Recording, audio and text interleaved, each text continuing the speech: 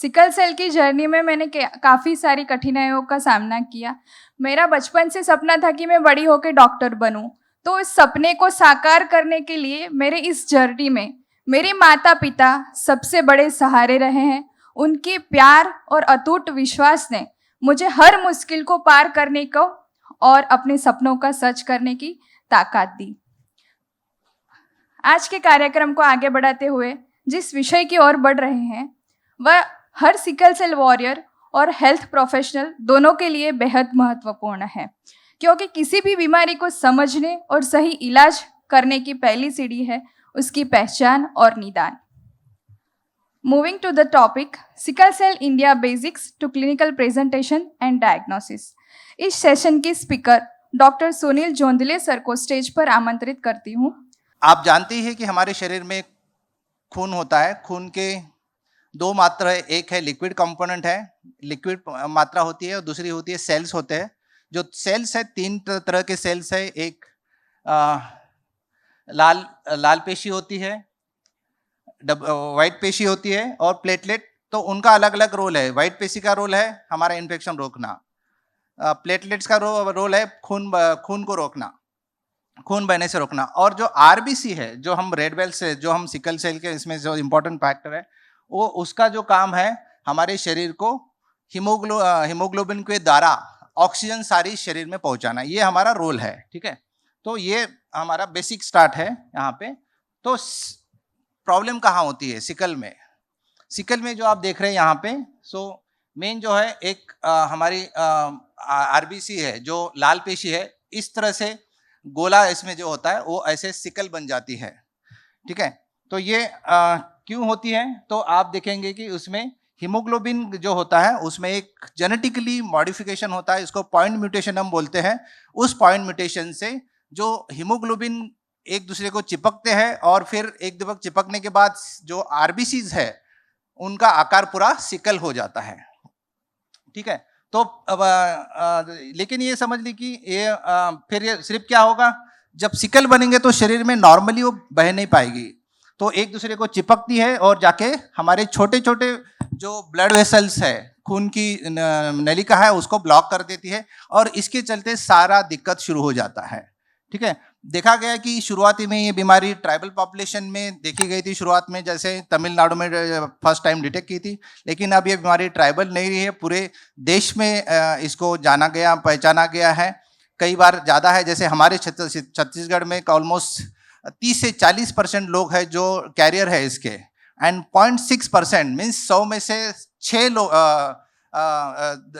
1000 में से 6 लोग हैं जो इसके बीमारी के शिकार है।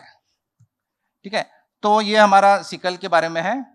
तो जो हमने देखा कि जैसे हीमोग्लोबिन इसको एक दूसरे को चिपक जाता है, उससे होता है। तो सारी जो प्रॉब्लम बीमारी की जड़ है, सारी जड़ है सिकल की जो नॉर्मल गोलाकार जो उसकी शेप है, उसका चेंज सिकल में होना, फिर खून पेशियों में जब उसको खून की नलिका में जाने से उसका ब्लॉक होना, फिर ब्लॉक होने से सारी चीज़ों में ऑर्गन्स है, जहाँ जहाँ जैसे ब्रेन में जाएगा तो स्ट्रोक करेगा, लंग्स में ज़्यादा क्लॉट हो गए तो एक्यूट चेस्ट सिंड्रोम या निमोनिया हो सकता है बार बार। ठीक है, बार बार दर्द होना हड्डियों में, क्योंकि पेशेंट को जो दर्द होता है, जो ब्लॉक्स होता है हड्डियों के, इसमें ब्लड वेसल में भी होता है। तो ये दर्द जो होता है ये सबसे इम्पोर्टेंट इसका मैनिपुलेशन। तो मैं जब भी मेरे पास पेशेंट आता है तो मैं उसको बोलता हूँ कि सिकल सेल क्या है। ये 3 इसमें मैं करता हूँ। सिकल सेल एक है, एक बार बार जो दर्द के दौरे पड़ना, एक पहला उसका लक्षण है। दूसरा है बार बार इन्फेक्शन होना, और तीसरा है खून की मात्रा कमी होना, खून की कमी होना। ये 3 इसके प्राइमरी लक्षण है। बाकी जो है सेकेंडरी लक्षण उसके होते रहते हैं, तो हम आगे देखेंगे क्या उसका असर होता है हमारे शरीर में। लेकिन आप देखेंगे कि जो सबसे जो होता है बार बार नलिका, खून की जो वाहिनी होती है उसमें ब्लॉक होने से वो उसमें चेंजेस होते रहते हैं, और वो आगे भी उसको नुकसान पहुंचाते हैं। ठीक है, तो जैसे हम आप इससे परिचित होंगे, 2 फैक्टर, एक है एक्यूट चेस्ट सिंड्रोम और दूसरा होता है निमोनिया। तो इसमें ये 2 ऐसी जो काफ़ी जानलेवा प्रॉब्लम है। अभी रिसेंटली हमारे पास एक छत्तीसगढ़ में हमारे डिपार्टमेंट में एक्यूचर सिंड्रोम से डेथ भी हुआ है। तो मैं इसको बारे में आपको थोड़ा सा डिटेल बताना चाहूँगा कि एक्यूचर सिंड्रोम में भी हमारे लंग्स में ये जो RBCs है ब्लॉक करती है, छोटे छोटे जो लंग्स के जो ब्लड वेसल्स है उसमें, और फिर उसमें दर्द होना, फिर सेकेंडरी इन्फेक्शंस होना, फिर बच्चों को या पेशेंट को सांस लेने में दिक्कत होना, ऑक्सीजन की मात्रा कम होना, ये ऐसी दिक्कतें हो जाती हैं। ठीक है, तो इसमें कई बार बोन में इन्फेक्ट होने से उससे भी ये बढ़ जाता है। बाकी इन्फेक्शन होने से और बढ़ सकता है। कई बार आप पेन किलर बहुत ज़्यादा खाते हैं, ठीक है, और एक ही जगह पे बैठे रहते हैं, उससे भी उससे प्रेसिपिटेट होता है। पानी कम पीते हैं, या कई बार डॉक्टर VOC हो रहा है इसलिए पानी ज़्यादा चढ़ा है, तो उससे भी ये हो सकता है। ठीक है, तो ये हमारा एक्यूचर सिंड्रोम के बारे में है। ठीक है, तो क्या बीमारी कितनी प्रॉब्लम है, क्योंकि हम जब बात कर रहे हैं, क्या हम सिर्फ छोटे छोटे नंबर की बात नहीं कर रहे हैं। तो जैसे ग्लोबली देखा जाएगा तो ऑलमोस्ट कितने हो गए, ऑलमोस्ट 7.7 मिलियंस, मीन्स की ऑलमोस्ट 80 लाख कम से कम पेशेंट सिकल के होने की संभावना है पूरे वर्ल्ड में। और एक ये इसमें 12वां डिसीज है जो कॉमन कॉज करता है, एंड ऑलमोस्ट ग्लोबली चिल्ड्रन में ये 40 रैंक है जो बच्चों की डेथ करने में ये करता है। ठीक है, तो इंडिया के बारे में आज बात करेंगे तो इंडिया सेकंड कंट्री है जहाँ पे highest number of sickle cell disease है ग्लोबली, मे बी अभी फर्स्ट भी हो सकता है। ऑलमोस्ट हम 20% पेशेंट है पूरे वर्ल्ड के सिकल सेल के, और ये देखा गया कि 60% ऑफ ग्लोबल डिसीज जो जिसमें जो होता है, ये पर्टिकुलर स्टेट जो है, हमारी 7 स्टेट है जहाँ पे सिकल के पेशेंट ज़्यादा होते हैं। जैसे आप जानते हैं गुजरात, उड़ीसा, छत्तीसगढ़, महाराष्ट्र, मध्य प्रदेश, झारखंड। तो ये जो स्टेट्स है यहाँ पे सबसे ज़्यादा पेशेंट कॉन्सेंट्रेटेड हैं। तो ये हमारा रिसेंट 12 तारीख का मैंने स्क्रीनशॉट लिया है। आप देखते हैं कि इसमें अभी तक सरकार का जो मोदी जी का ये था कि 7 करोड़ लोगों को हम स्क्रीन करेंगे। अभी देखो इतने छोटे टाइम में हमने ऑलरेडी 6 करोड़ लोग स्क्रीन कर लिए। ठीक है, ये हमारा अचीवमेंट है। अच्छा, और अभी तक आप देखेंगे हमने 2 लाख पेशेंट जो सिकल सेल के आइडेंटिफाई कर लिए है, रजिस्टर कर लिए इस पोर्टल में। ठीक है, तो आप सिकल सेल को कैसे समझते हैं? जैसे मैंने बोला, सबसे पहले क्या होता है, बार बार दर्द के दौरे पड़ना, फिर खून की कमी होना और इन्फेक्शन होना। इसी सबसे कॉमन यही प्रेजेंटेशन है मोस्ट ऑफ द पेशेंट में देखा गया। तो जैसे आप RBC की संख्या कम हो गई, बार बार संक्रमण हो गया, तो कुछ पेशेंट में, जैसे हमने अभी रिसेंटली एक वीडियो दिखा था जिसमें एक सिंगर उड़ीसा से हमारे, जिनकी रोशनी चली गई, तो जिसमें रेटिनोपैथी हो जाता है। फिर उसके बाद बुखार बार बार आता है, विकास धीमा होता है उनका बच्चों का। अभी आप देखेंगे काफ़ी पेशेंट जो है सिकल सेल के, मैंने देखे उनका कद छोटा है। ठीक है, तो इसलिए हमें आगे के ये सारे प्रबंधक सुझाव जो है उसका पालन करना चाहिए। प्रबंधन सुझाव और ट्रीटमेंट के बारे में दीप्ति मैडम बात करने वाली है आगे, इसलिए मैं डिटेल में नहीं जाऊंगा।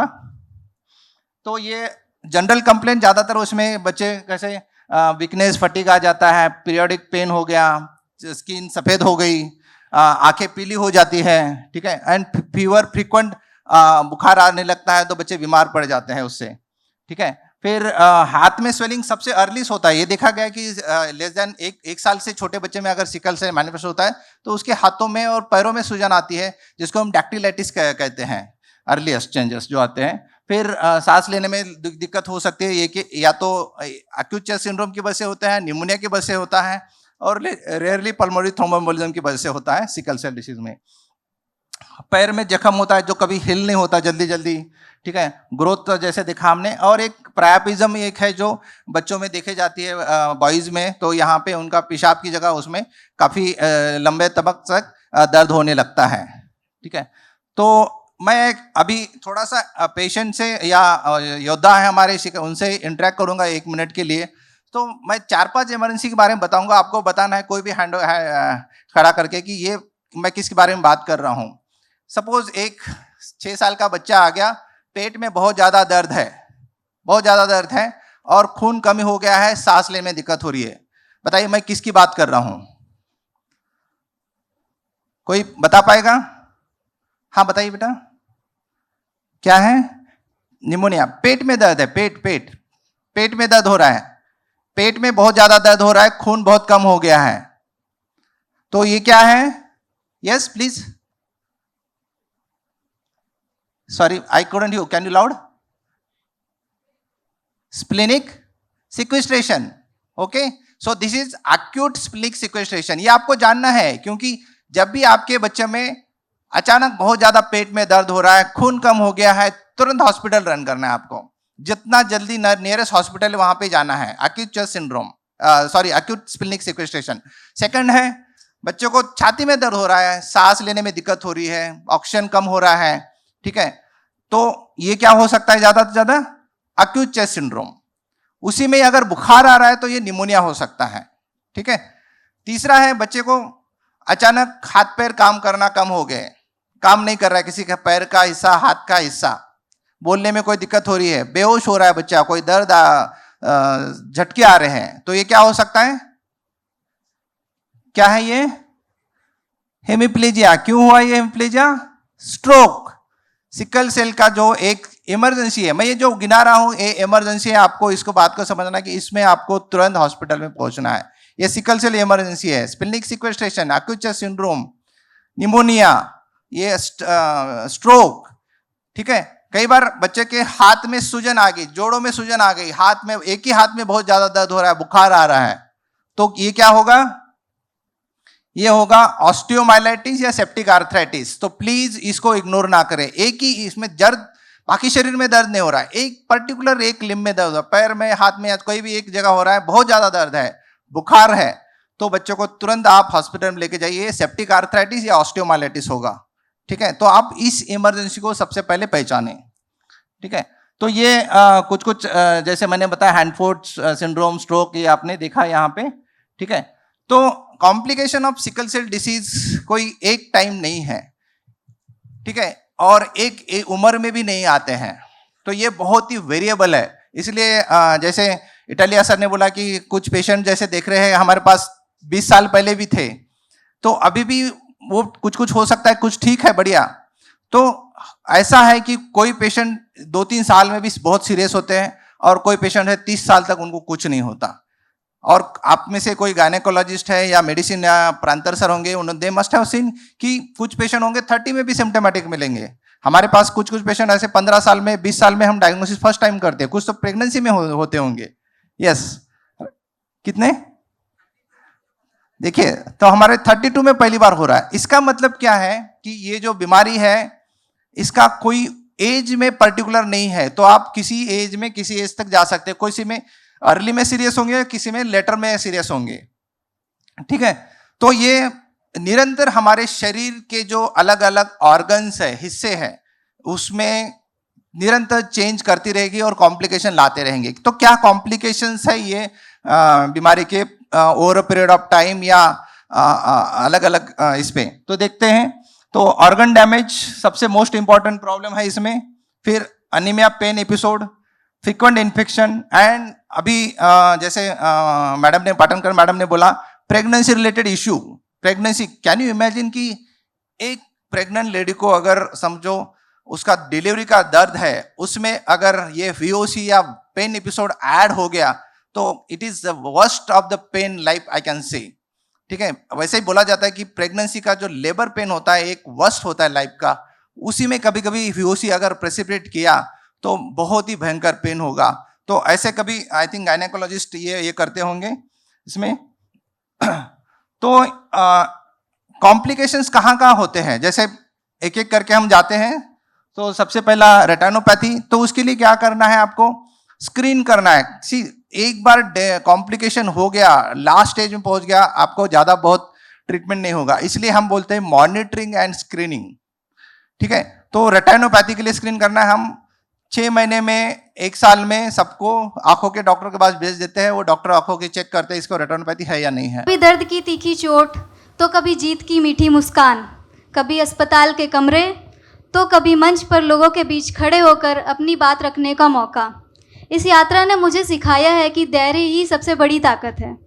हाँ, लड़ाई आज भी जारी है। आज मैं यहाँ खड़ी हूँ इसलिए नहीं कि रास्ता आसान था, बल्कि इसलिए कि मेरा हौसला मेरी तकलीफ से कई गुना बड़ा था। और मैं चाहती हूँ यहाँ उपस्थित हर योद्धा ये महसूस करे कि हम सिर्फ जी नहीं रहे, बल्कि हम हर दिन जीत रहे हैं। इसलिए जोरदार तालियां हर सिकल सेल योद्धा के हिम्मत के लिए। Ladies and gentlemen, the journey continues and so does our inspiration. Let's move ahead to the topic management of sickle cell disease and way forward. अब हम बात करेंगे भविष्य की, कैसे इस बीमारी को बेहतर ढंग से संभाला जाए।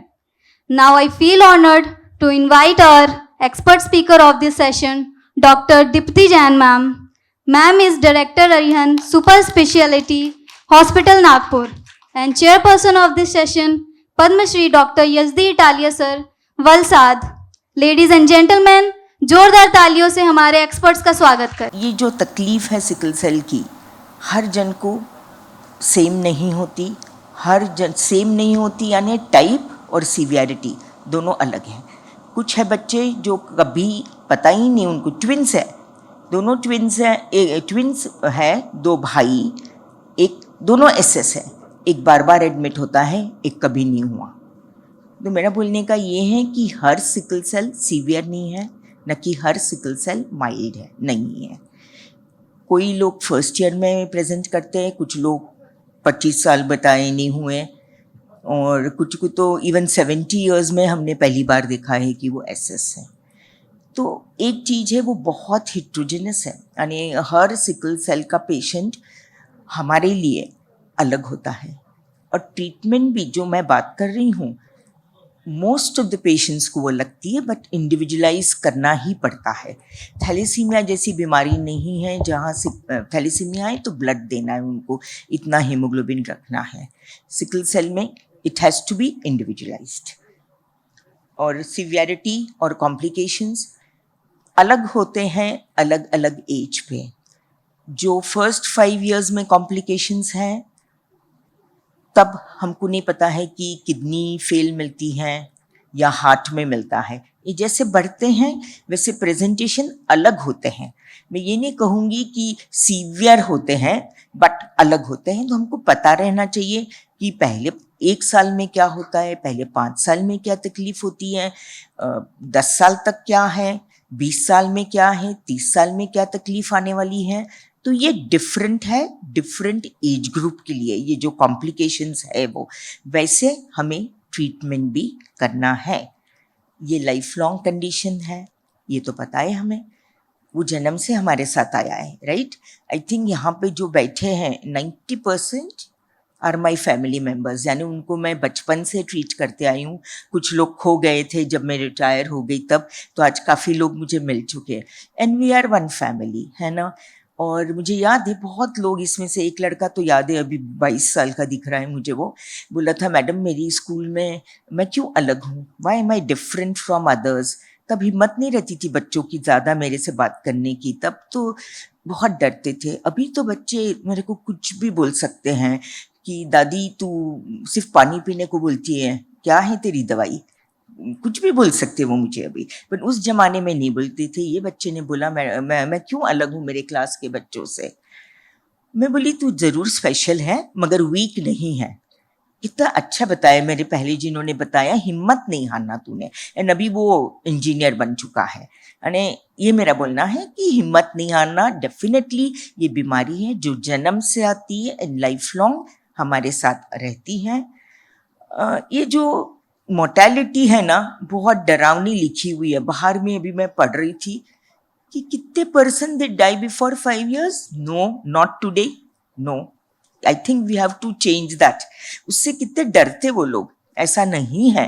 अभी तो हमारे वहाँ कुछ मोर्टेलिटी हुई होंगी 5 years के नीचे, बट साउथ में एक तमिलनाडु के विलेज में जहाँ काफ़ी सिकल सेल बेल्ट है, वहाँ पे बिलो 5 years जितने न्यूबॉर्न स्क्रीनिंग हुए एक भी डेथ नहीं हुई है। एक भी डेथ सिकल में, इवन नॉन सिकल में डेथ्स होती है बट सिकल में डेथ्स नहीं होती है। तो मुझे ये बताना है कि आपको डरना नहीं है, things are improving and coming better. Treatment क्या, हमारे 4 पिलर्स क्या है। सपोर्टिव, हम क्या सोचते हैं, अरे मुझे वैक्सीन ही नहीं मिला, मुझे हाइड्रोक्सी यूरिया नहीं मिला, बोन मैरो ट्रांसप्लांट कर लूँगा मैं, मैं आज बोलूँगी 80% मेरे लिए इम्पॉर्टेंट है सपोर्टिव केयर, बहुत इम्पॉर्टेंट सपोर्टिव केयर है जो हम इम्पॉर्टेंस नहीं देते, हम यानी हम डॉक्टर्स भी और पेशेंट्स भी। और आज मैं ये स्ट्रेस करना चाहती हूँ, हाइड्रोक्सीयूरिया जो दवाई आप सब जानते हो, without supportive care is useless. This supportive care is essential, बहुत ज़रूरी है। जो भी आप दवाई ले रहे हैं, जिसके बारे में अभी हम बात कर रहे हैं, सपोर्टिव मैं बोलूँगी क्या है, सिम्टोमेटिक यानी जैसे तकलीफ होती है हम दवाइयाँ लेते रहते हैं, एग्जाम्पल पेन है, सिक्वेस्ट्रेशन क्राइसिस बताया अपन को। प्रिवेंटिव यानी ये हाइड्रोक्सीयूरिया वो गोली नहीं है कि हमको पेन हो रहा तब लेना। मैंने बहुत बार सुना बच्चे बता देते हैं मैडम हमको तो पेन हुआ तभी हम हाइड्रोक्सीयूरिया लेता है। नहीं, hydroxyurea is a preventive drug, वो प्रिवेंट करता है पेन को, ट्रांसफ्यूजन को, हॉस्पिटलाइजेशन को। वो ट्रीटमेंट ऑफ पेन नहीं है। और क्यूरेटिव जिसके बारे में मैं थोड़ा बोलूँगी, जीन थेरेपी के बारे में आपको बता दिया। So again, the 4 pillars I will talk and I will tell they are very very important.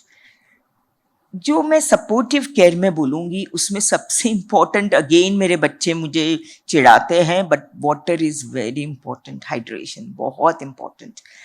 Importance सोचो, आज स्कूल के बच्चे बोलते हैं, आप तो बोलते हो पानी की बोतल लेके जाओ, 2 लेके जाओ, पिलाओ।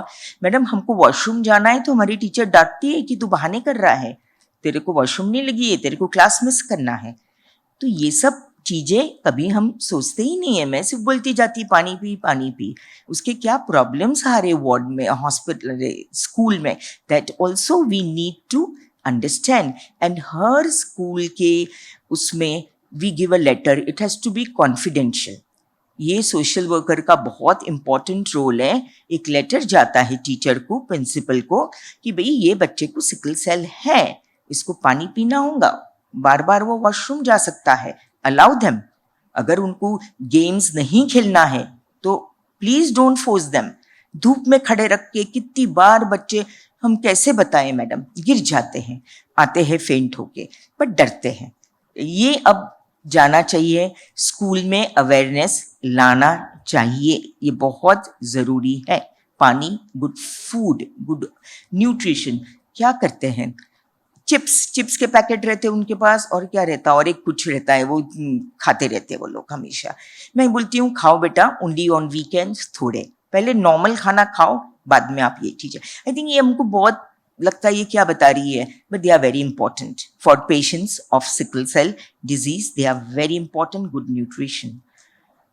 तीसरी चीज़ है कि भाई मैं हमेशा बोलती हूँ पेन ट्रीट करने के लिए इट इज़ वेरी इंपॉर्टेंट, एक चीज पेन के लिए, whatever is the age, earliest. आज हमने, पहले हम नहीं देते थे दवाई पेन की घर में, बच्चों को स्पेशली, बड़ों को तो देते थे। फर्स्ट जैसे उसको थोड़ा लगता है, फीलिंग आता है, उनको ऑरा बोलते हैं हम, कि भी आज पेन आने वाला है, तब भी उसने दवाई लेना है, तो वो पेन की साइकिल टूट जाती है। तो you have to take that pain killer, whatever you are taking, as soon as you feel कि मुझे पेन होने वाला है, फीलिंग आता है, नहीं कि पेन हो गया फिर एंड देन बाद में आज लिया, फिर कल वापस पेन आया, कल लिया, नहीं, ऐसा नहीं। 3 दिन एटलीस्ट आपको बराबर डोज में whatever is the painkiller, simple painkiller लो, बहुत हाई वाली से शुरू मत करो, क्योंकि लाइफ लॉन्ग अपन को नीड हो सकती है, so do it with that.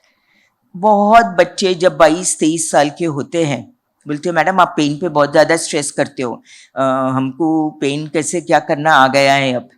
आप ये बताइए मुझे, कितनी बार मुझे थॉट्स आते हैं कि मैंने सुसाइड कमिट करना चाहिए, उसके लिए आपके पास क्या है, आप बताइए। आप तो कभी बात ही नहीं करती इस चीज़ की।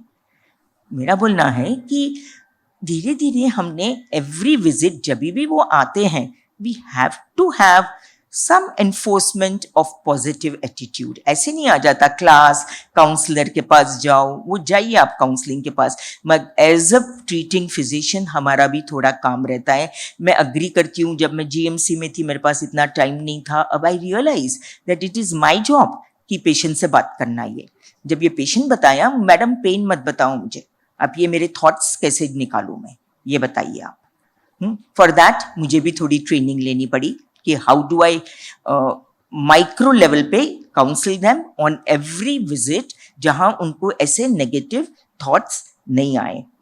अब दवाइयाँ क्या क्या है अपने पास, एक तो है ब्लड ट्रांसफ्यूजन, राइट। पहले के ज़माने में कोई भी बच्चा सिकल का एडमिट होता था, मैं 2006 तक एडमिट हुआ कि ब्लड, पेन के लिए, इन्फेक्शन के लिए, एनीमिया के लिए, जो भी चीज़ है blood.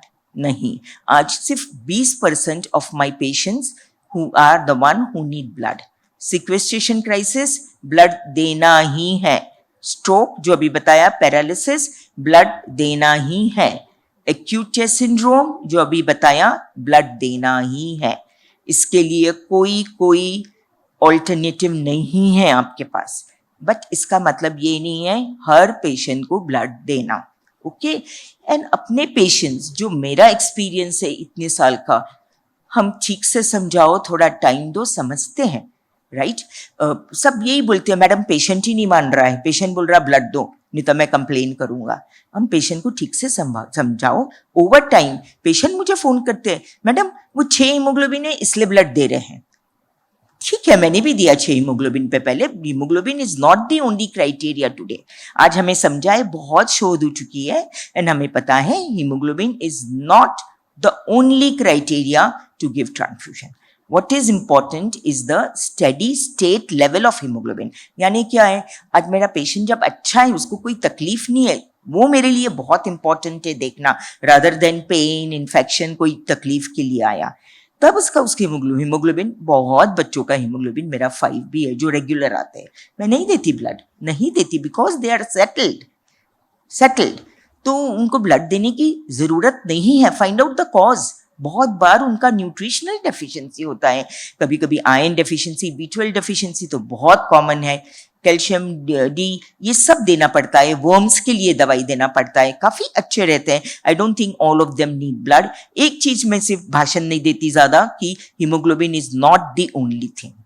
Patient call me now की मॅडम 6 हैं, किती दिवसपासून 6 आहे तरी आज मला रक्त देतात। In Marathi they tell me. Then I have to tell the doctor कि if his general condition is good, I don't think we need to give blood because I'm seeing him quite often and his hemoglobin is always between 6.5. So we don't have to give blood. तो मेरा message एक ही है, जहां blood देना है वहां वो life saving है। नहीं दोगे, you may lose the patient. It's just transient। एक ट्रांसफ्यूजन से बच्चा, पेशेंट बच जाएंगे। नॉट इवन पेशेंट भी नहीं बोलना चाहिए, वॉरियर बोलना चाहिए, right. That is about blood transfusion. The other is about antibiotics. Antibiotics यानी अगर बुखार आम बच्चे को आता है और सिकल के बच्चे को आता है, देयर इज अ डिफरेंस। थोड़ा बुखार 100 से ऊपर मैं उसको एडमिट कर लूंगी, क्योंकि सिकल में इन्फेक्शन 100 टाइम्स मोर कॉमन है आम बच्चे से, और स्प्रेड भी बहुत जल्दी हो जाता है। इसलिए मेरे लिए बहुत इंपॉर्टेंट है कि मैं उनको जल्दी पकड़ूं और ब्रॉडर एंटीबायोटिक्स दूं एंड अग्रेसिव ट्रीटमेंट दूं। Antibiotics, vaccination very important. आपको पता है अब तो हर वैक्सीनेशन जो सिकल को स्पेशली मिलता था, लाइक निमोकॉकल, हर बच्चे को नेशनल इम्यूनाइजेशन प्रोग्राम में मिल रहा है। इसलिए हमको अलग से निमोकॉकल वैक्सीन 5 साल तक नहीं देना है। अगर कोई बच्चे को नहीं मिला है, आज बहुत बच्चे, क्योंकि ये निमोकॉकल 5 साल से आया है नेशनल प्रोग्राम में, उसके पहले हम सिर्फ सिकल को देते, तो आज मेरे पास है 8 साल के बच्चे, 10 साल के बच्चे जिनको नहीं मिला है बचपन में निमोकॉकल वैक्सीन। उसकी गाइडलाइंस इंडिया के लिए बनने की है, अंडर प्रोसेस है। हाउएवर कहते हैं from other country CDC that every 5 years एक बार उनको निमोकॉकल वैक्सीन मिलना चाहिए।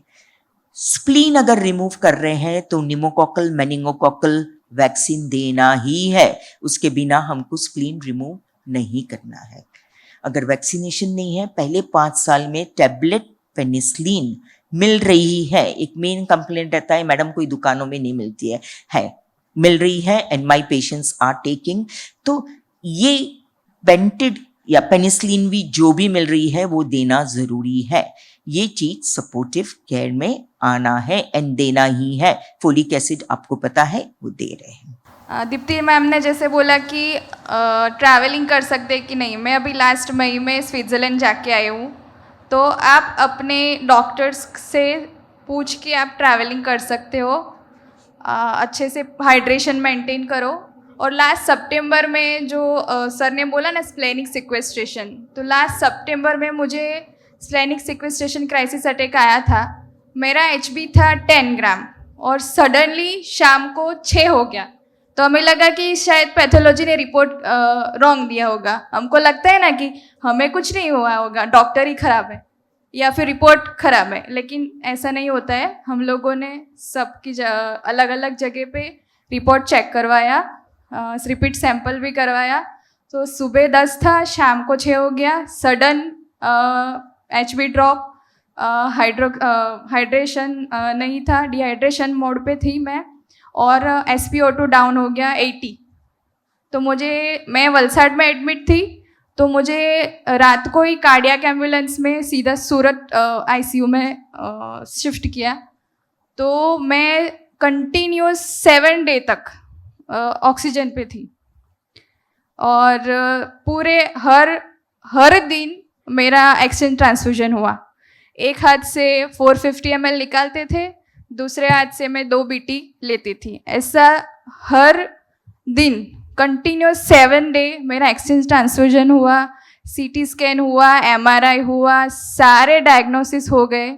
उसके बाद मेरा H1N1 भी पॉजिटिव आया था, H1N1 positive, acute chest syndrome और ये स्प्लेनिक सिक्वेस्ट्रेशन। तो ये सारा साथ में ही हो गया था।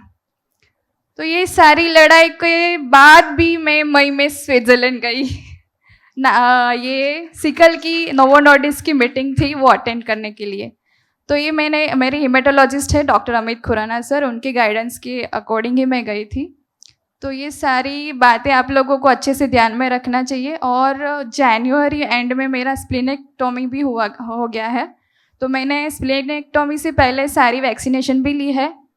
तो आप सभी को निवेदन है कि आप अपने डॉक्टर जो भी बोले, जो भी वैक्सीनेशन के लिए बोले, तो आप प्लीज़ उसको फॉलो कीजिए। मेरा उद्देश्य आज आपके सामने खड़े होके आपको ये कहना है कि अगर ये नेस्को और इसकी कोशिशों को आगे चलते रहना है तो आप सब लोगों को स्वस्थ रहना है।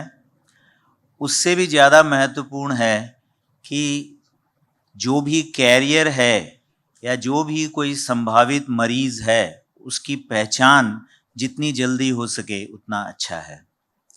जैसा दीप्ति मैडम ने और डॉक्टर सुनील ने बताया कि अगर जल्दी पहचान हो जाए तो जल्दी इलाज शुरू हो सकता है। अगर वाहक पता चल जाए तो कई तरह की चीज़ों के माध्यम से, जिसमें विवाह पूर्व काउंसलिंग या उनकी जेनेटिक जांच और antenatal screening, newborn screening, prenatal diagnosis, काफ़ी ऑप्शंस उपलब्ध हैं। आप लोगों ने शायद नोट किया होगा कि national sickle cell anaemia mission नहीं है, national sickle cell anaemia elimination mission है।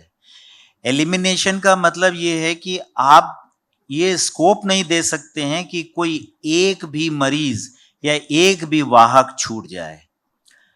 अगर एक भी वाहक छूटता है या कुछ 1%, 2% वाहक अगर छूटते हैं तो आपने इन्फेक्शन का जैसे ठीक से इलाज न किया हो और वो फिर से आगे बढ़ता चला जाए, वैसे ही सिकल सेल एनीमिया को एलिमिनेट करने का सपना हमेशा सपना ही रह जाएगा। इसके एवज में मैं आपको बताना चाहता हूं कि आज आपकी जांच जगह जगह हो रही है। सरकार ने कई तरह की गाइडलाइंस दी हैं। मैडम दीप्ति, सर आपका नाम भूल गया मैं, इतना अच्छा नाम है,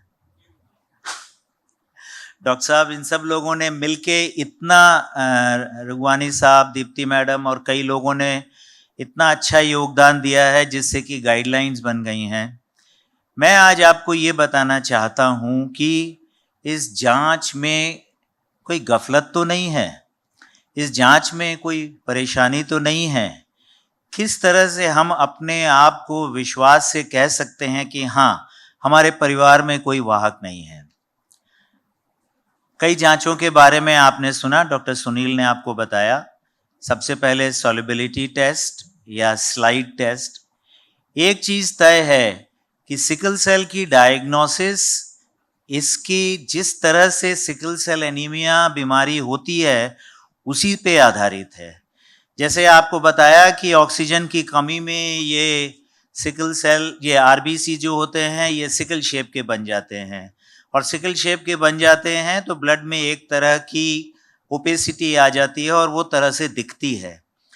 इसी के हिसाब से स्लाइड टेस्ट या सॉल्युबिलिटी टेस्ट ये ज़्यादातर एक एजेंट, रिड्यूसिंग एजेंट डाल के ब्लड में देखा जाता है। शायद आप में से किसी को पता हो कि अगर ब्लड थोड़ा सा ट्रांसपेरेंट से ओपेक हो जाए, इसका मतलब है उस बंदे को सिकल सेल एनीमिया कैरियर या मरीज हो सकता है। उसके बाद में इलेक्ट्रोफोरेसिस, HPLC और कई तरह की जेनेटिक जांच का स्कोप आता है। ज़्यादातर मैंने सुना है, मेरा जो अनुभव है उसमें है, ये सिकल सेल एनीमिया के लिए जो नेशनल गाइडलाइंस में कहा गया है वो है सॉल्युबिलिटी टेस्ट करिए। जो सॉल्युबिलिटी टेस्ट में पॉजिटिव आते हैं उनको आगे एक कंफर्मेटरी जांच के लिए ले जाया जाए, जो हाल के माहौल में इलेक्ट्रोफोरेसिस या HPLC है, लेकिन HPLC को गोल्ड स्टैंडर्ड कहा जाता है। अगर सॉल्युबिलिटी टेस्ट पॉजिटिव आता है तो HPLC से आपको कैरियर या मरीज का पता चल जाता है।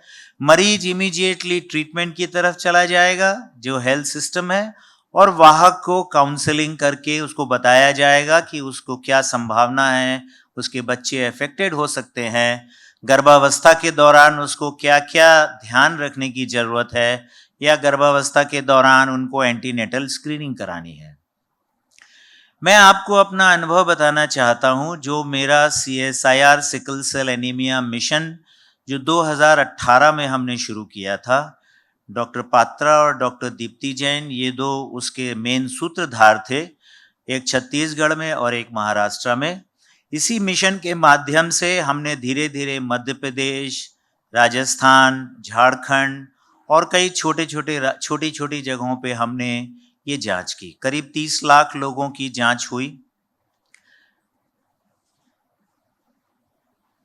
आज अगर आप national sickle cell anaemia mission का अगर आप डेटा देखेंगे, 6 करोड़ लोगों की जांच हो चुकी है, 2,16,000 मरीज हैं और करीब 17 लाख वाहक हैं। ये 2,16,000 6 करोड़ में से इसकी परसेंटेज आती है 0.36% और कैरियर की परसेंटेज आती है 3.5%। जो इस्टेब्लिश्ड फिगर जो वर्ल्ड ओवर की जांच से या हमारे देश की जांचों से 1/3 है। मैडम, यहाँ के कई सिकल सेल एनीमिया एक्सपर्ट्स ने कई तरह की जांच में, लिटरेचर में ये पब्लिश्ड है कि 0.8 से 1% सिकल सेल एनीमिया की प्रिवेलेंस है और करीब 8 से 10% सिकल सेल एनीमिया के वाहक की परसेंटेज है। और ये मुझे बहुत परेशान करता रहा। इसके लिए हमने काफ़ी जांच की, काफ़ी शोध किया। दीप्ति मैडम, डॉक्टर पात्रा, कई लोग उसके पात्र रहे हैं और मैं आपको उसमें छोटी छोटी बातें बताना चाहता हूँ। सबसे पहले सॉल्युबिलिटी टेस्ट, इसमें 10 से 15% रॉन्ग चांसेस हो सकते हैं। इसकी डायग्नोसिस परफेक्ट नहीं हो सकती है, क्योंकि इसके लिए जिस सावधानी की ज़रूरत है वो किसी एक क्लिनिक में ही अपनाई जा सकती है। कई लोग मैं जानता हूँ सिकल सेल के लिए सॉल्युबिलिटी टेस्ट यूज़ करते हैं और उनके रिजल्ट बिल्कुल सही हैं, इसलिए क्योंकि उनका अपना पर्सनल इंटरवेंशन है। अगर आप सॉल्युबिलिटी टेस्ट में पॉजिटिव आ गए तब तो आपके पास चांस है, क्योंकि आप HPLC में आपकी जांच होगी, आपको पता चल जाएगा आप सही हैं या गलत हैं। लेकिन सोचिए, जो सॉल्युबिलिटी टेस्ट में नेगेटिव आया है जबकि वो वाहक या मरीज है, उसका क्या हाल होगा? वो फिर कभी इस सिस्टम में नहीं आएगा। और जैसा मैंने कहा कि एक कीड़ा छूट जाएगा जो आगे इस बीमारी को आगे पनपाता रहेगा। हमने छत्तीसगढ़ में सिम्स के साथ मिलके 2,442 ऐसे सैंपल्स की जांच की। हमने उनसे कहा आप अपना सॉल्युबिलिटी कीजिए, आप अपना HPLC कीजिए नेशनल मिशन के हिसाब से, और हम अपना मॉलिक्यूलर टेस्ट करेंगे। मैं आपको अपने मॉलिक्यूलर टेस्ट के बारे में बाद में बताऊंगा। तो हमने पाया कि करीब 5 से 7% दोनों तरफ गड़बड़ है, यानी जो मरीज थे वो नेगेटिव निकले, मरीज या वाहक वो नेगेटिव निकले, और जो पॉजिटिव थे उनमें कई लोग बिल्कुल नॉर्मल थे। इसका मतलब है कि अगर हम सॉल्युबिलिटी टेस्ट को अपना पहला स्क्रीनिंग टेस्ट यूज कर रहे हैं तो हमारे लिए समस्या है। दूसरी बात, HPLC बहुत अच्छा टेस्ट है, लेकिन आज के समय में HPLC के पहले अगर आप पॉइंट ऑफ केयर टेस्ट करते हैं जो एक कार्ड की बेस पे है, आपको मैं जरा बता दूं आपके ज्ञान के लिए कि ये टेस्ट पहले भी उपलब्ध था, 200 से 250 रुपए में ये टेस्ट होता था, लेकिन इस मिशन के माध्यम से हमने 100 रुपए के लिए इस टेस्ट को करने की रिक्वेस्ट की, और आज देश में कम से कम 20 से 30 ऐसे पॉइंट ऑफ केयर टेस्ट मौजूद हैं जो 28 रुपए से लेकर 44 रुपए के बीच में मौजूद हैं। हमने इनकी भी जांच की। सिर्फ इसीलिए एक ही सवाल मेरे दिमाग में खटकता रहा, और जो मैं हर जगह, मैं ही नहीं, मेरी तरह से कई लोग हैं, क्या कारण है कि जिस बीमारी को आज तक 1% मरीज और 10% वाहक के रूप में देखा गया है, कहीं हम कुछ गलती तो नहीं कर रहे हैं, कहीं कोई चीज हम मिस तो नहीं कर रहे हैं। और इस मामले में मैंने काफी उच्चतम लेवल्स पे डिस्कशन किया है, NITI Aayog, national health mission, ministry of health and family welfare, और ये काफी हद तक सही है। इसका उपाय क्या है? हम कई चीजों की गलती कर सकते हैं। आज ये मिशन विश्व का पहला मिशन है, भारत का झंडा सबसे आगे फहराता है सिकल सेल एनीमिया में, लेकिन अगर हमको इसी पे अगर आगे बढ़ना है तो हमें अपनी गलतियों को सुधारने का वक्त मिलना चाहिए, और ये जरूरी है कि पीछे मुड़ के देखें कि हम क्या चीज मिस कर गए हैं। ये 6 करोड़ कोई बहुत बड़ा नंबर नहीं है। अभी आपको पता है, अगर आप 10% लोग अगर वाहक सोचें, अगर 17 राज्य में भी सोचें, तो आपके पास अभी करोड़ों के लोग हैं जो वाहक और मरीज अभी निकलेंगे। एक और समस्या जो इस मिशन मोड की समस्या नहीं, मैं कहूंगा जिसको करने की जरूरत है, ये जांच होने के बाद में कंफर्मेशन के लिए HPLC जरूरी है। और HPLC का जो आपने किसी ने अगर देखा हो, वो इतना बड़ा सेटअप है, उसके लिए AC चाहिए, उसके लिए एयर चाहिए, उसके लिए डेडिकेटेड सिस्टम चाहिए, जो इवन प्राइमरी हेल्थ सेंटर तो दूर की बात, कई सेंट्रल हॉस्पिटल्स में भी नहीं होता है। और सॉल्युबिलिटी पॉजिटिव या point of care test positive होने के बाद में भी कम से कम हफ्ते 10 दिन ये लगते हैं HPLC की रिपोर्ट आने में। आप समझ सकते हैं, इतने समय में अगर कोई पोटेंशियल मरीज या वाहक अगर उसको रिपोर्ट नहीं मिलती है तो उसका क्या हश्र होगा। जो सिस्टम की जो जरूरत है वो है, जैसे ही मरीज को पता चले वो एक सिस्टम में ट्रीटमेंट में चला जाए, वाहक एक काउंसलिंग में चला जाए। तो साथियों, मेरा उद्देश्य आपको डराना नहीं है, मेरा उद्देश्य आपको ये कहना नहीं है कि आप लोगों की जांच गलत है या सही है। मैं ये कहना चाहता हूं कि आपकी भी ये ड्यूटी है कि आप जब ये टेस्ट अपने रिश्तेदारों का या अपने परिवार में किसी का या अपने गांव में या आपकी कम्युनिटी में किसी का भी ये टेस्ट होता है, इन चीज़ों का ध्यान रखना ज़रूरी है। आप सबको मालूम है कि ये बीमारी छूट से नहीं होता है, एक से दूसरे में नहीं जाते हैं, लेकिन मैंने देखा है स्कूल के प्रिंसिपल मेरे को बोला है कि नहीं, मैं वो बच्चे को नहीं रखूंगा, दूसरे को हो जाएगा। तो आपके भी जिम्मेदारी है कि बाकियों को समझाए कि ये बीमारी ऐसा है कि जीन के कारण से हुआ है, और अगर हम ठीक रहते हैं तो हम अच्छा तो रहेंगे ही, लेकिन सबसे इंपॉर्टेंट है कि जब हम सफर करते हैं, अभी आपने सुना कि स्प्लेनिक सीक्वेस्ट्रेशन ICU में गए, इतना दिन एक्सचेंज ट्रांसफ्यूजन चला, फिर भी वो उसके बाद घूमने गए। तो ये सबसे ज्यादा इंपॉर्टेंट है कि दर्द से उम्मीद की माइंडसेट या सोच, दर्द क्यों होता है? सबको मालूम है कि वो खून जम जाता है, अटक जाता है, और ये पेनफुल क्राइसिस भी होता है, और एक टायर्डनेस होता है। लेकिन टायर्डनेस ना हम लोग के मन में होता है, और हम लोग सोचते हैं कि मैं इतना वीक हूं, मैं इतना टायर्ड हूं, मैं कैसे स्कूल जाऊं, मैं कैसे काम पे जाऊं। और उसके ऊपर क्या है कि सोसाइटी भी सोचते हैं कि ये बंदा एकदम गुड फॉर नथिंग है, हाँ, इससे कुछ नहीं होगा। तो ये जो सोशल आइसोलेशन हो जाता है ना, और स्टिग्मा होता है, इससे निकल के आपको बाहर आना पड़ेगा। और इसके लिए नेस्को जैसा ऐसे चाहिए कि हम लोग चाहे तो हॉस्पिटल जाएंगे, अस्पताल जाएंगे, लेकिन हम सोचेंगे कुछ और। मैडम को अभी देखा है ना आप लोगों ने, तो ये कैसे करते हैं? ये करने के लिए आपको कुछ कुछ चीज करना पड़ेगा, हाँ, जो हॉस्पिटल का प्रिस्क्रिप्शन में नहीं लिखा रहता है। एक है शिक्षा, शिक्षित होके आगे बढ़ना है। आप शिक्षित नहीं होंगे तो एक ही उपाय है, आप पॉलिटिशियन बन सकते हैं, और कुछ नहीं बन सकते, ठीक है? तो शिक्षा जरूरी है। और आपको सोशल लाइफ, सामाजिक जो लाइफ है, और लोगों के साथ मिलना है। आप खुद मत सोचिए कि मैं एकदम बेकार हूं, आप आगे बढ़िए। आपने देखा वो गाना बना रहे हैं, म्यूजिक दे रहे हैं, कुछ भी आप कर सकते हैं। तो लोगों को दिखाने की भी जरूरत है। आज आपने डांस किया, आप गाना गाए, और फैमिली और रिलेशनशिप्स में भी आपको अच्छे से स्ट्रांग होना चाहिए। ये साइंटिफिकली प्रूवन है कि ऐसे फैमिली में ना एक कॉन्स्पिरेसी ऑफ साइलेंस होता है। कॉन्स्पिरेसी क्या होता है कि एक सब लोग बोलते हैं कि नहीं नहीं, ये दूसरे को बताना नहीं है, ये है ठीक है, हम हॉस्पिटल जाएंगे तो पीछे के दरवाजा से जाएंगे, नहीं नहीं, वो समझेंगे कि मेरा कुछ बीमारी है और इसके लिए मैं पूर्व जन्म में कुछ किया था।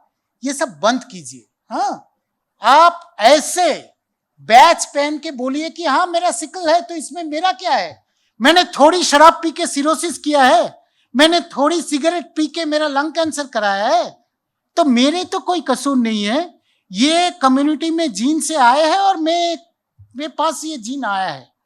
और सबसे बड़ा आपको ये जानना चाहिए कि आपका भी एक सपना रहना चाहिए, आपका भी एक सोच रहना चाहिए कि मैं क्या कर सकता हूं। और इसीलिए ये जब करेंगे ना, तो वो पेन जो आपके मन में हर टाइम थे, आज भी मेरे को एक बता रहे थे, मैंने ये एनाल्जेसिक लिया, वो लिया, ये लिया, लेकिन पेन गया नहीं। अरे पेन तो कहाँ तैयार होता है? इधर तैयार होता है, ठीक है?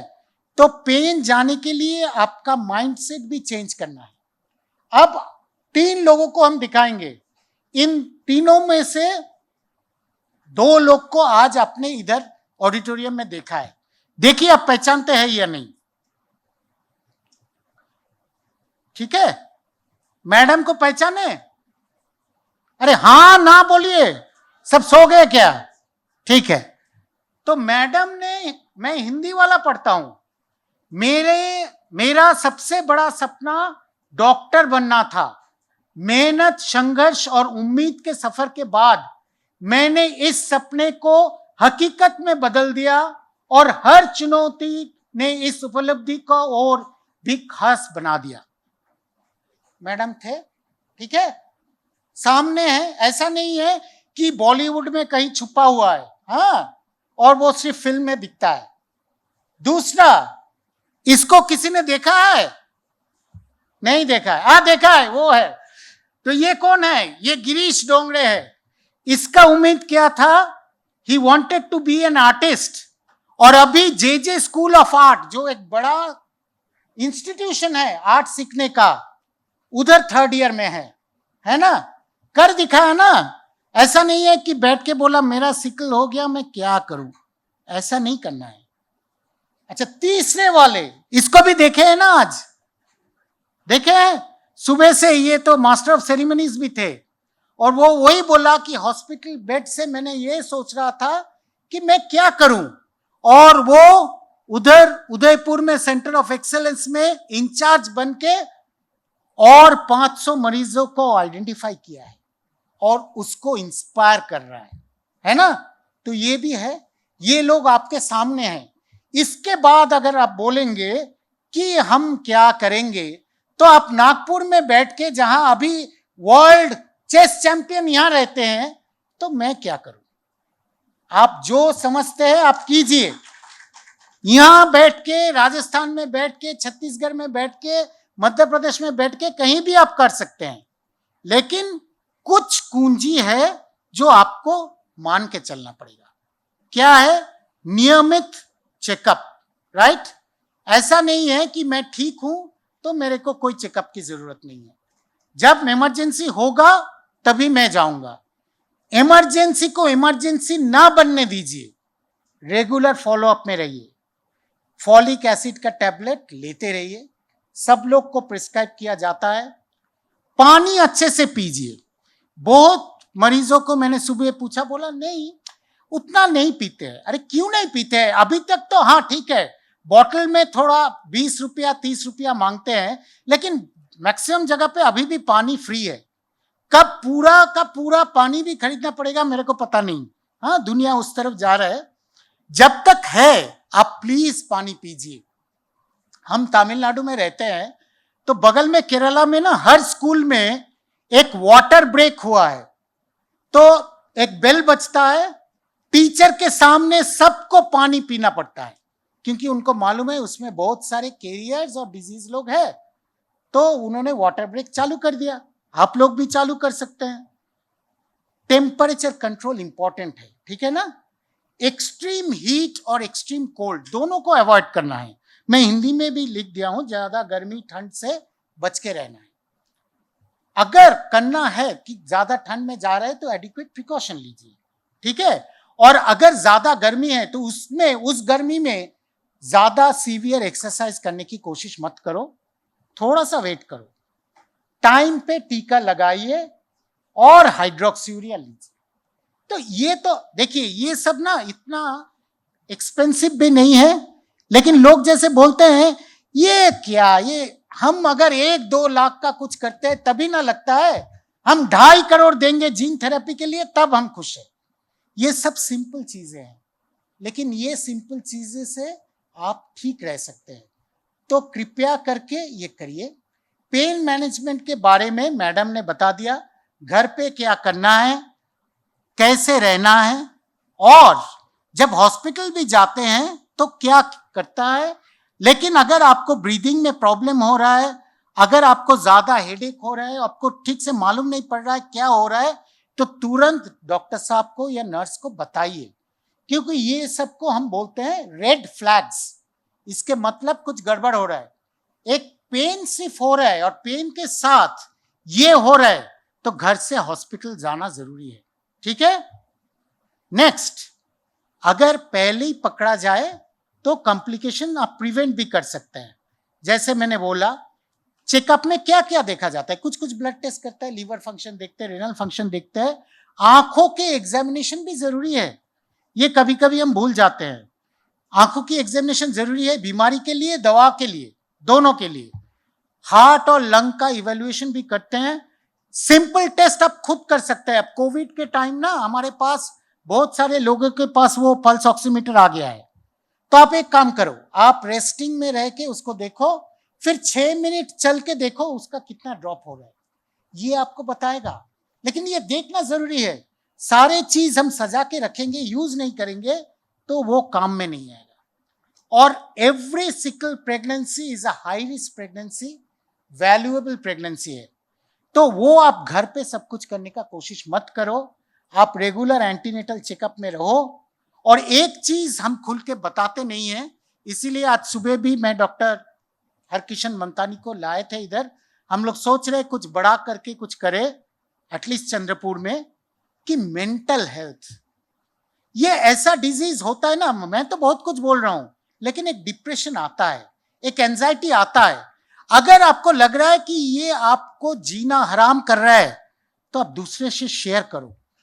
पहले कुछ बंधुओं से शेयर करो, फिर डॉक्टरों के साथ या साइकोलॉजिस्ट के साथ शेयर करो, नहीं तो ये सुइसाइडल टेंडेंसी भी हो सकता है, ठीक है? तो ये भी जरूरी है। सपोर्ट सिस्टम है, एनजीओज है जो आपने इतना देखा, फ्री मेडिसिन है, गवर्नमेंट हॉस्पिटल है, सिकल सेल मिशन चल रहा है। और ये मत सोचियो कि हम अकेले हैं, अरे मेरा ही हुआ, इसका भी नहीं हुआ, इसका भी नहीं हुआ, इसका भी नहीं हुआ, ऐसा नहीं है।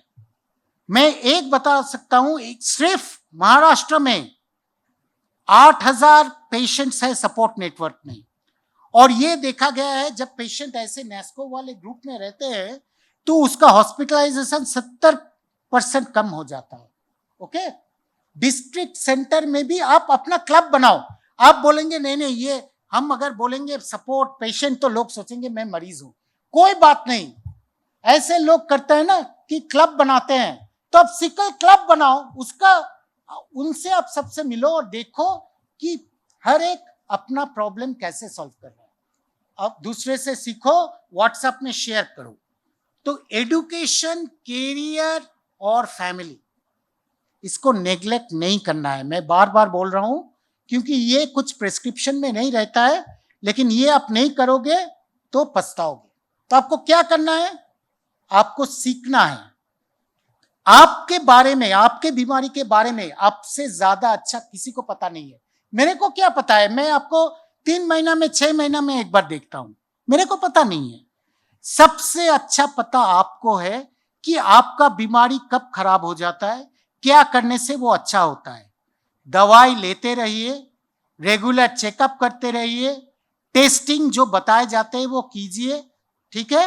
अच्छी बात यह सिकल सेल डिसीज में ये थैलेसीमिया जैसी बीमारी नहीं है। मैम ने आपको बताया, दीप्ति मैम ने, इस बीमारी में अगर प्रॉपर हमने केयर ली, जो सपोर्टिव केयर के ऑप्शंस है वो अच्छे से रखे, और हाइड्रोक्सीरिया, एट प्रेजेंट में किसी और ड्रग का नाम नहीं लूंगा क्योंकि आए और गए, बट हाइड्रोक्सीरिया जैसा अभी तक कोई दूसरा ड्रग सिकल सेल डिजीज में नहीं आया। अगर हम उसको प्रॉपरली यूज करते हैं सपोर्टिव केयर के साथ, तो हार्डली किसी पेशेंट को बोन मैरो ट्रांसप्लांट की जरूरत पड़ सकती है, particularly in sickle cell disease.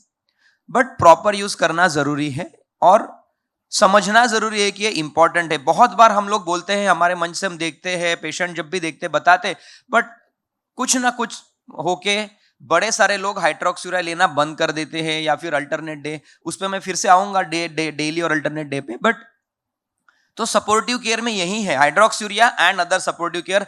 Newer drugs और आएंगे, पायरुवेट जो सर ने बताया अभी आएंगे ये ड्रग्स, बट हाइड्रोक्सीरिया अभी भी एकदम गेम चेंजर है, and it still stands the test of time.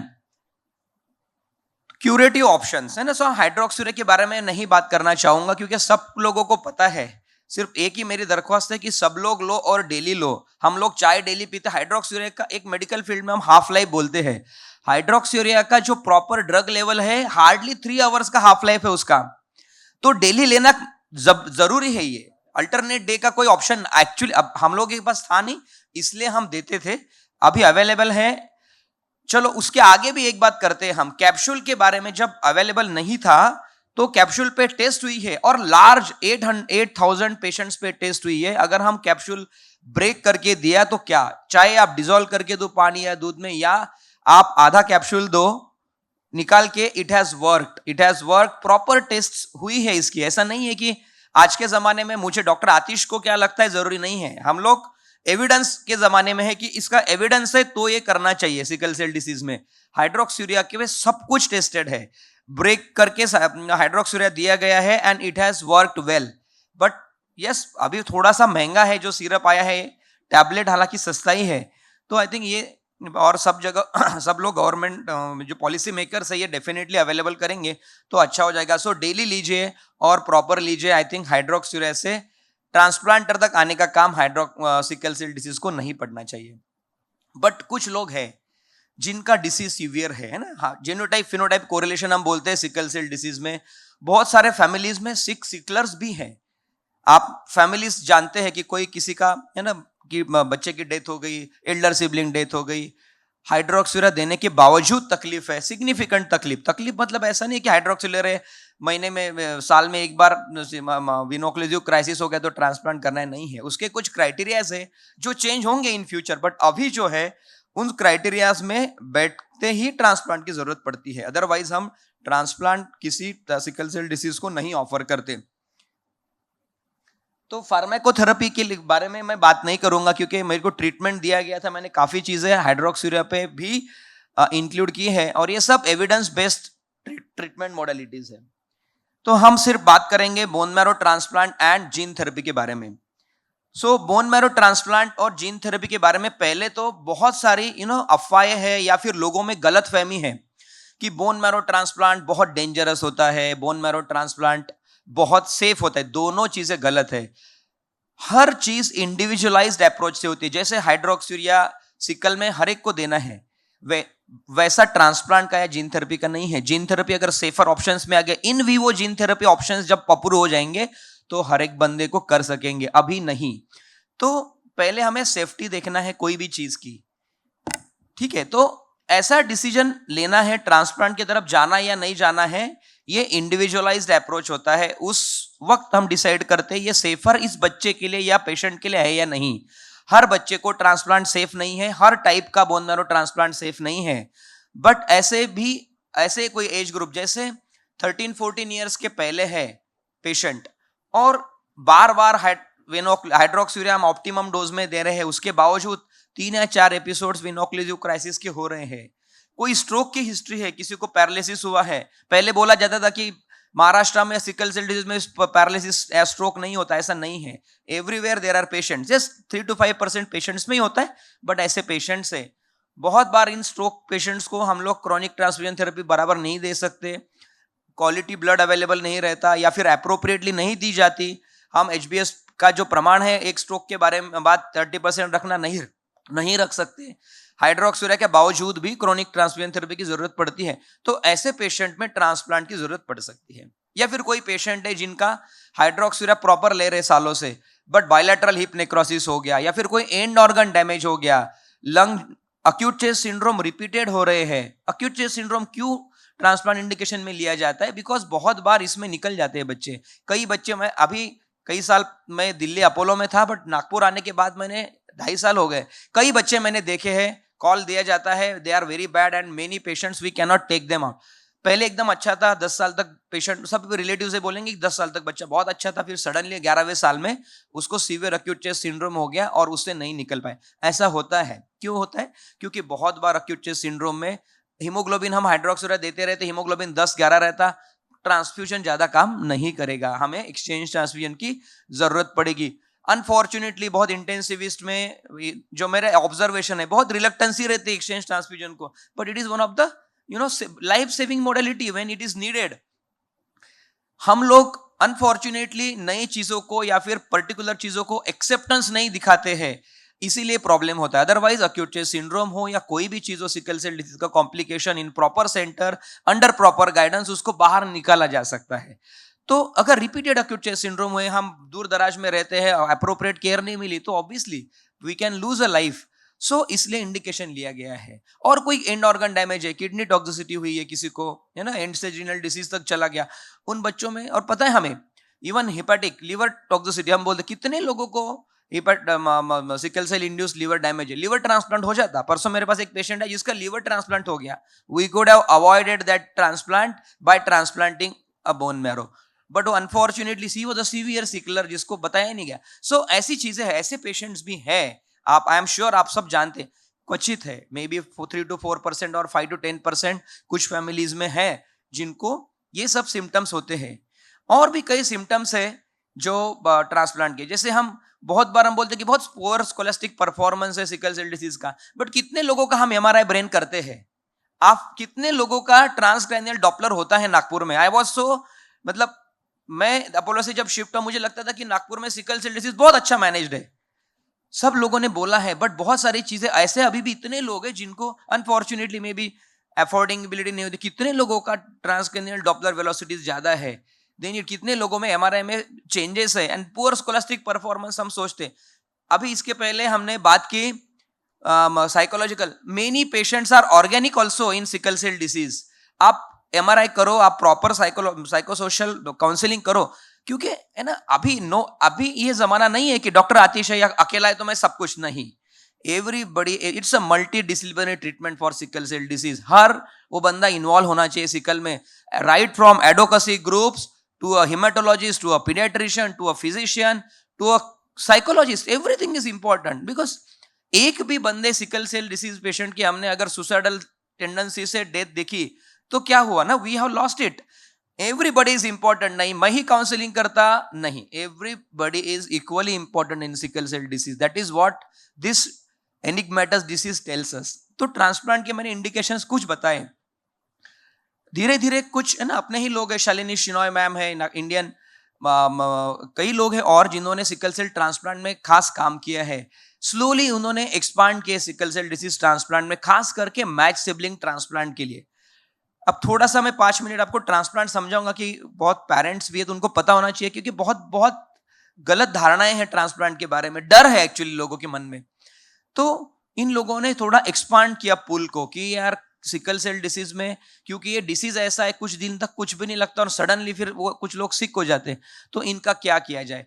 तो कुछ साइलेंट सेरेब्रल इन्फार्क्ट्स भी है ब्रेन में, क्योंकि हमें पता है इन लोगों को they are going to do bad in future, उनको कोई तकलीफ होगी, ये हमें एस्टिमेट करना पड़ेगा। क्योंकि सिकल एक ऐसी डिसीज ही नहीं है जिसमें एक दिन में मैं बता दूं 2 साल में कि इसको क्या होने वाला हो क्या नहीं।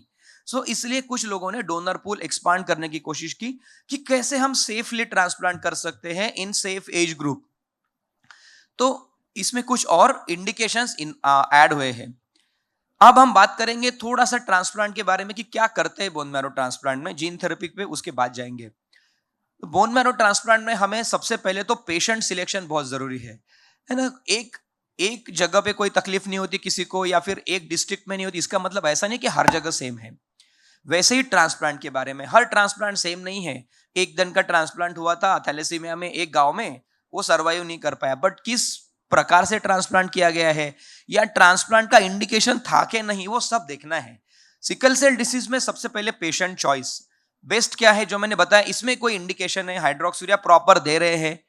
मैम ने आपको बताया कि 9 महीने से या 2 साल के ऊपर, depending on the Europe UK, और हम लोगों का इंडिया में 2 साल के ऊपर बोलते हैं, करेक्ट है। बट अगर बच्चे को सिक्वेस्टेशन 9 महीने में होता है तो 9 महीने से हमने डोज शुरू करना है। Even studies have been done 6 to 9 months पे भी कुछ स्पेसिफिक सीक्वेंस में दिया जा सकता है, क्योंकि इसके बेनिफिट्स रिस्क से कहीं ज्यादा है। सब लोगों को क्या रहता है इंडिया में, अनफॉर्चुनेटली, सर इसका कोई साइड इफेक्ट तो नहीं होगा। अरे भाई पहले इफेक्ट देखो ना, साइड इफेक्ट हर चीज का है। मैं 1 चम्मच घी रोज खाऊं तो मुझे तकलीफ नहीं होगी, मैं अगर कब्बर घी खाने लगूं तो डेफिनेटली प्रॉब्लम है। वैसा ही हाइड्रोक्सीरिया का है, आप उसके रिजल्ट्स देखो, सालों से देखो, 15-15 साल की स्टडीज है हाइड्रोक्सीरिया पे अभी, उसमें आउटकम में हार्डली किसी को रिस्क है, बहुत कम रिस्क है। कैंसर के बारे में बात की कि इस कार्सिनोजेनिक है, बड़ी स्टडीज हुई है, देयर इज नो प्रूवन कार्सिनोजेनिसिटी, मतलब हाइड्रोक्सीरिया कैंसर के लिए आया था और कैंसर करता है, ऐसा लोगों का गलत जवाब था। अभी भी कई पेशेंट मुझे बोलते हैं कि सर वो एक फिजिशियन है, उन्होंने मुझे बोला कि इससे कैंसर होता है तो बंद कर दो।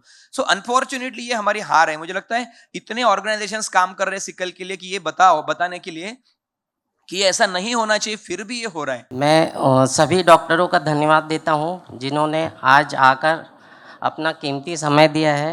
Doctor Prantar Chakravarti, doctor Alka Patankar, doctor Harikishan Mamtani, doctor Abhijeet Raut, doctor Archit Pandri Pandey, Padmashri doctor Yazdi Italia ji, doctor Prabhakar Kedar,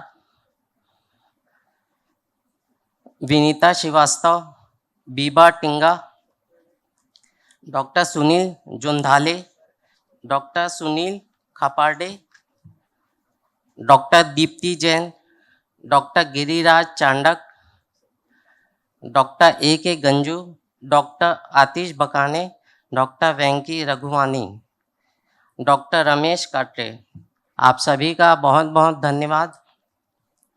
और सभी डॉक्टर जो आज सुबह के हेल्थ कैंप में अपना कीमती समय निकालकर सिकल सेल पेशेंट का जो ट्रीटमेंट किया है, और अभी जो इतना शानदार एजुकेशन सेशन चला है जो एकदम सीधा, सामान्य और सरल भाषा में हमें सिकल सेल रोग के बारे में, उसके ट्रीटमेंट के बारे में जो बताया गया सभी डॉक्टर के द्वारा, उसके लिए मैं नेस्को की तरफ से बहुत बहुत धन्यवाद देता हूँ।